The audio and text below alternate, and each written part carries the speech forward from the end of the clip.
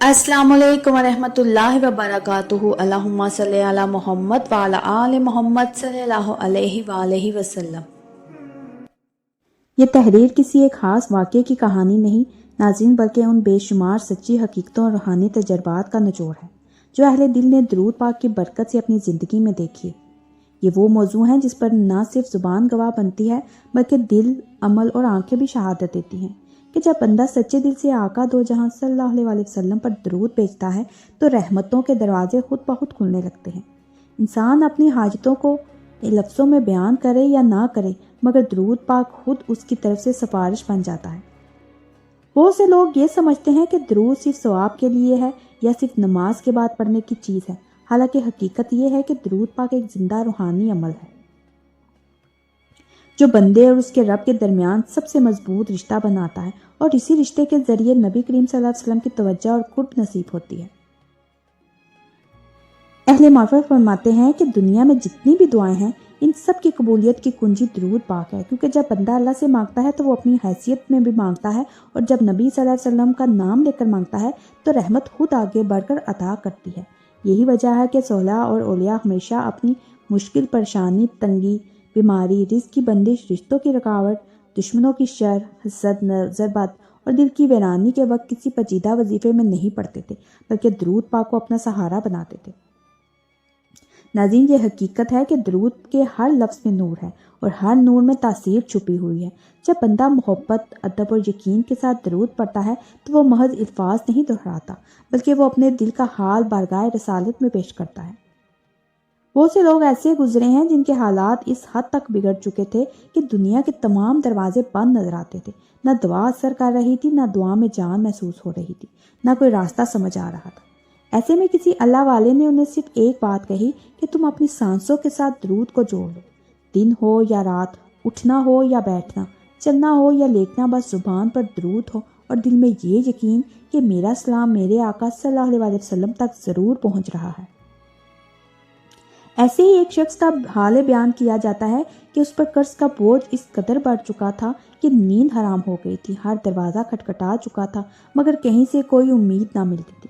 उसने दिल टूटने के आलम में ये तय किया कि अब वो लोगों के पास नहीं जाएगा बल्कि दरूद को अपना वकील बनाएगा। उसने एक महसूस तादाद मुकर्रर नहीं की, बल्कि बस इतना किया कि जब भी जुबान हाली हुई दरूद शुरू कर दिया। कुछ ही दिन गुजरे थे कि ऐसे इसबाब बने कि एक एक करके तमाम कर्ज उतर गए, और उसने खुद एतराफ़ किया कि मैंने कुछ मांगा नहीं, मैंने सिर्फ दरूद पढ़ा और अता खुद चल कर आई। फिर इसी तरह एक खातून जिनकी बरसों की औलाद की ख्वाहिश पूरी नहीं हो रही थी, हर इलाज, हर दुआ आजमा चुकी थी, आखिरकार दिल की गहराई से दरूद को अपनाया और अपने रब से कुछ इस तरह अर्ज़ किया कि ए अल्लाह, मैं तेरी बारगाह में अपने नबी सल्लल्लाहु अलैहि वसल्लम का जिक्र लेकर आई हूँ। तूने खुद फरमाया है कि बेशक अल्लाह और उसके फरिश्ते नबी पर दरूद भेजते हैं। ए अल्लाह, मैं भी इस अमल में शामिल होना चाहती हूँ। चंद ही महीनों में उसके घर खुशी ने दस्तक दी और उसने जान लिया कि दरूद सिर्फ पढ़ने की चीज़ नहीं बल्कि जीने का रास्ता है। ये भी हकीकत है कि दरूद पाक का असर सिर्फ ज़ाहरी हाजात तक महदूद नहीं बल्कि दिल की कैफियत, रूह की सफाई और ईमान की ताजगी भी उससे नसीब होती है। नाज़रीन, बहुत से लोग ऐसे थे जिनके दिल सख्त हो चुके थे, नमाज बोझ लगती थी, कुरान से लज्जत ख़त्म हो गई थी, मगर जब उन्होंने दरूद को कसरत से पढ़ना शुरू किया तो आहिस्ता आहिस्ता दिल नर्म होता गया, आंखों में आंसू आने लगे और इबादत में सुकून महसूस होने लगा। ये सब इस बात की दलील है कि दरूद दिल के ज़ंग को धोने वाला अमल है। बुजुर्गों का कहना है कि अगर बंदा अपनी दुआ की कबूलियत को तेज़ करना चाहे तो वो अपनी दुआ के आगाज़ और इख्तिताम को दरूद से मज़ीन करे, क्योंकि दरूद वो मकबूल अमल है जिसके रद्द होने का तसव्वुर ही नहीं। जब दो मकबूल चीज़ों के दरमियान कोई हाजत रख दी जाए तो वो भी कबूलियत के नूर में डल जाती है। यही वजह है कि दरूद को मुश्किलात के हल की कुंजी कहा गया है। ऐसे भी लोग गुजरे हैं जिन पर जालिमों का जुल्म बढ़ गया था, इज्जत, रोजगार और सुकून सब खतरे में था। उन्होंने किसी शोर शराबे के बगैर, किसी शिकायत के बगैर खामोशी से दरूद को अपना हथियार बनाया, और कुछ ही अरसे में हालात इस तरह बदले कि दुश्मन खुद कमज़ोर पड़ गए और अल्लाह ने ऐसे रास्ते खोल दिए जिनका वहम गुमान में भी ना था।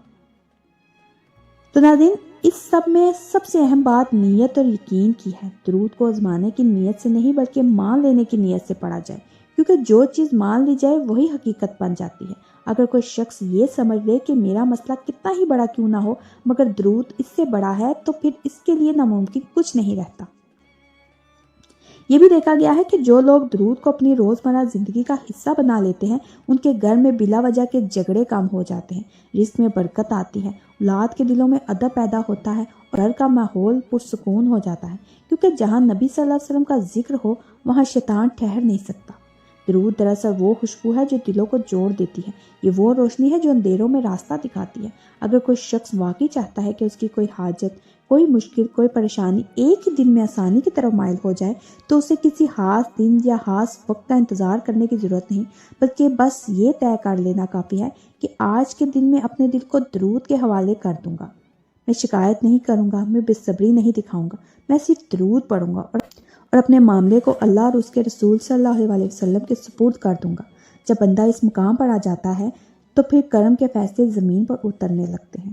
یہی اس تحریر کا خلاصہ اور یہی اس کا پیغام ہے۔ ناظرین، اگر واقعی دل تھک چکا ہے، راستے بند نظر آ رہے ہیں اور کوئی سہارا دکھائی نہیں دیتا، تو بس ایک درود کو تھام لو۔ یہی درود تمہیں وہاں پہنچا دے گا جہاں سے عطا کی بارش شروع ہوتی ہے، اور یہی درود آپ کے لیے وہ وسیلہ بنے گا جس کے ذریعے آپ کی ہر سچی دعا قبولیت کا لباس پہن لے گی۔